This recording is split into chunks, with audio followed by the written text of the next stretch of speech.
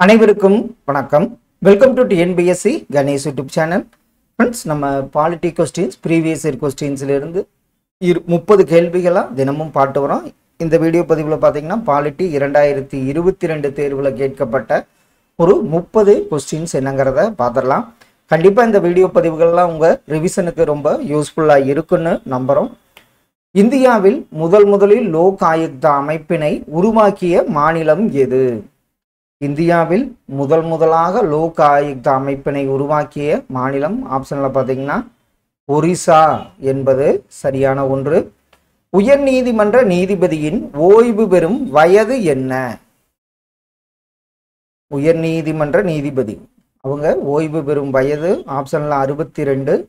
65 பார்த்தீங்கன்னா உச்ச நீதிமன்ற நீதிபதி ஓய்வு பெறும் வயது ஆகும். புன்சி கமிஷன் அமைக்கப்பட்டது எந்த ஆண்டு? புன்சி கமிஷன் அமைக்கப்பட்டது ஆப்ஷன்ல பாத்தீங்கன்னா ஏப்ரல் 28, 2007 ஆண்டு அமைக்கப்பட்டது. மாவட்ட கிராம மேம்பாட்டு முகமையின் தலைவர் யார்? Who is the chairman of the district rural development agency? மாவட்ட கிராம மேம்பாட்டு முகமையின் தலைவராக உள்ளவர் யாருன்னு பார்த்தீங்கன்னா மாவட்ட ஆட்சியர் என்பது சரி. குடியரசுத் தலைவர் ராஜ்யசபாவில் எத்தனை உறுப்பினர்களை நியமிக்கிறார்? குடியரசுத் தலைவர் ராஜ்யசபாவில் எத்தனை உறுப்பினர்களை நியமிக்கிறார்? இது ஒரு ரிப்பீட்டடான கேள்வி. 12 உறுப்பினர்களை நியமிக்கிறார்.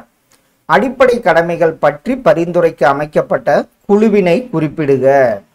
அடிப்படை கடமைகள் பற்றி பரிந்துரைக்க அமைக்கப்பட்ட குழு ஆப்ஷன்ல பாத்தீங்கன்னா எந்த குழுன்னு பாருங்க, ஸ்வரன் சிங் குழு என்பது சரியான ஒன்று. 1976 இந்திய அரசியலமைப்பின் முகப்புரையில் சேர்க்கப்பட்ட கூற்று யாது?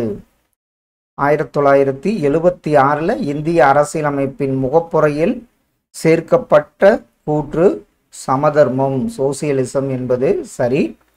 ஒடுக்கப்பட்ட மக்கள் தெளிவான பிரதிநிதித்துவத்தை உள்ளாட்சி தேர்தலில் பெற்றிடவும் மற்றும் பொதுப்பணியில் தேர்வாகி உதவிடுவதும் டேஸ் ஒப்பந்தமாகும். எந்த ஒப்பந்தத்தில் மக்கள் தெளிவான பிரதிநிதித்துவத்தை உள்ளாட்சி தேர்தலில் பெற்றிட மற்றும் பொதுப்பணியில் தேர்வாகிட உதவிடும் ஒப்பந்தம் ஆப்ஷனில் பார்த்தீங்கன்னா பூனா ஒப்பந்தம் என்பது சரியான ஒன்று. எந்த அரசியலமைப்பு சட்டப்பிரிவு பன்னாட்டு அமைதி மற்றும் பாதுகாப்பை ஊக்குவிக்கிறது? அது எந்த அரசியலமைப்பு சட்டப்பிரிவு பன்னாட்டு அமைதி மற்றும் பாதுகாப்புக்கு? ஆப்ஷன்ல பாருங்க, அரசியலமைப்பு சட்டப்பிரிவு 51 என்பது சரி. ஒன்றிய அரசாங்கம் எந்த ஆண்டு நீதியரசர் RS சர்க்காரியா தலைமையில் ஆணையம் அமைத்தது? ஒன்றிய அரசாங்கம் எந்த ஆண்டு நீதியரசர் RS சர்க்காரியா தலைமையில் ஆணையம் அமைத்தது? ஆப்ஷன்ல பார்த்தீங்கன்னா 1983 ஆண்டு. 2005 தகவல் அறியும் உரிமை சட்டப்படி தகவலை பெறுவதற்கான கால வரம்பு என்ன? 2005 ஆண்டு தகவல் அறியும் உரிமை சட்டப்படி தகவலை பெறுவதற்கான கால வரம்பு 30 நாட்கள் என்பது சரி. மாநிலத்தின் முதலமைச்சரை நியமனம் செய்பவர் யார்? மாநிலத்தின் முதலமைச்சரை நியமனம் செய்பவர் ஆளுநர் என்பது சரியான ஒன்று. 1985 ஆண்டு திட்டக்குழுவினால் உள்ளாட்சி அரசாங்கம் தொடர்பாக நிறுவப்பட்ட குழு எது? 1985 திட்டக்குழுவினால் உள்ளாட்சி அரசாங்கம் தொடர்பாக நிறுவப்பட்ட குழு ஆன்சர் கரெக்ட் தான், GVK ராவ் குழு என்பது சரி. எந்த சட்ட திருத்த சட்டம் இந்திய குறு அரசியலமைப்பு என அழைக்கப்படுகிறது? இதெல்லாம் ரிப்பீட்டடான ஒரு முக்கியமான கேள்வி. அது எந்த சட்ட திருத்தம்னு பார்த்தீங்கன்னா 42வது சட்ட திருத்த சட்டம். இதுதான் இந்திய சிறு அதாவது குறு அரசியலமைப்பு என அழைக்கப்படுகிறது. லோக் ஆயுக்தா உறுப்பினர்களை நியமனம் செய்பவர் யார்? லோக் ஆயுக்தா உறுப்பினர்களை நியமனம் செய்பவர் ஆப்ஷன்ல பார்த்தீங்கன்னா மாநில ஆளுநர் என்பது சரியான ஒன்று. மின் ஆளுகை நீதிமன்றங்கள் திட்டம் எந்த ஆண்டு தொடங்கப்பட்டது? மின் ஆளுகை நீதிமன்றங்கள் திட்டம் தொடங்கப்பட்ட ஆண்டு 2005ஆம் ஆண்டாகும். இந்திய அரசியலமைப்பில் அதிகாரங்களின் பிரிவில் 7வது அட்டவணையில் குறிப்பிடப்பட்ட மத்திய பட்டியலில் எத்தனை இனங்கள் உள்ளன? 7வது அட்டவணையில் அந்த பட்டியல் இருக்கு. மத்திய பட்டியல், மாநில பட்டியல், பொது பட்டியல். மத்திய பட்டியலில் எத்தனை இனங்கள்? ஆப்ஷன்ல பார்த்தீங்கன்னா 100 இனங்கள் உள்ளன. கீழே கொடுக்கப்பட்டுள்ள உயர் பதவி அலுவலர்களின் பட்டியலை கவனித்து அவர்கள் பதவியில் அடிப்படையிலான முன்னுரிமை படிநிலை பட்டியலை கண்டறிக. இதுல யாராரு எந்தெந்த வரிசையில் வருவாங்கங்கிறது தான் கேள்வி. ஆப்ஷன்ல பாருங்க. இந்திய தலைமை தேர்தல் ஆணையர், அடுத்தது மக்களவை துணைத் தலைவர், அடுத்தவர் மத்திய அமைச்சரவை செயலர், தலைமை இராணுவ அதிகாரி.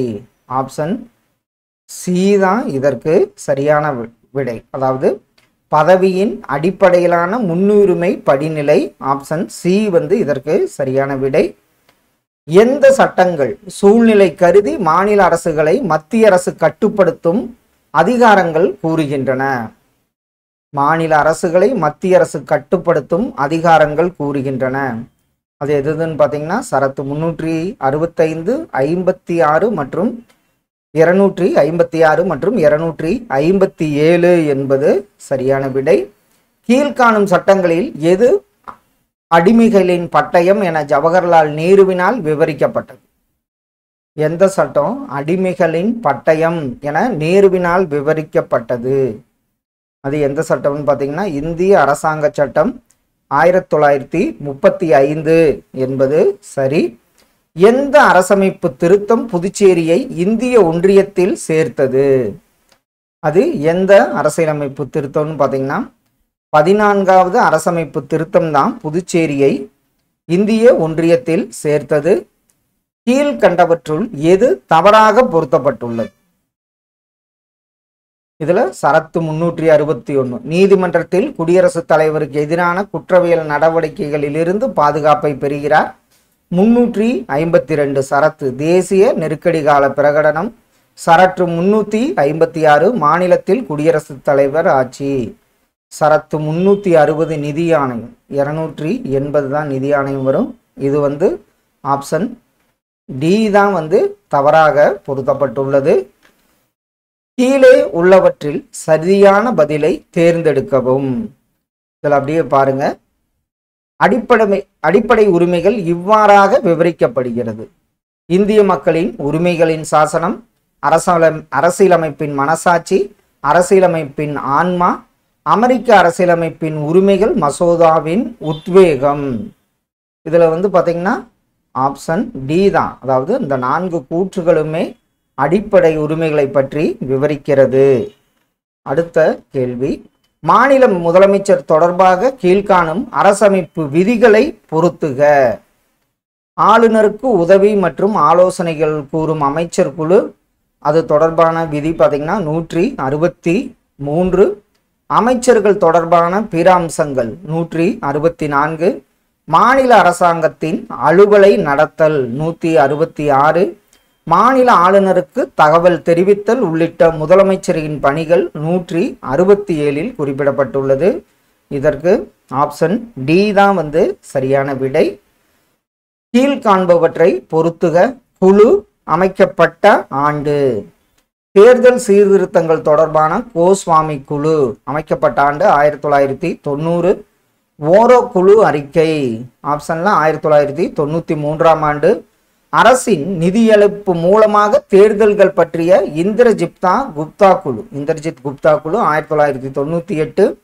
இரண்டாவது நிர்வாக சீர்திருத்த ஆணையம் அமைக்கப்பட்ட ஆண்டு 2008ஆம் ஆண்டு.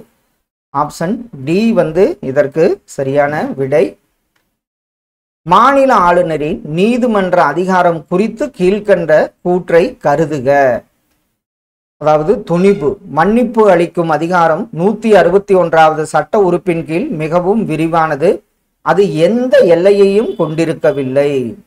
காரணம், அவளோ அவரோ அறிவை நன்கு செலுத்தி ஆராயாத பொழுதும் உரிய நம்பகமான ஆவணங்களை பரிசீலிக்காத பொழுதும் அத்துமீறும் உணர்வுக்கு ஆட்பட்டிருக்கும் போது நீதி புனராய்வு என்பது சாத்தியமானதாகும்.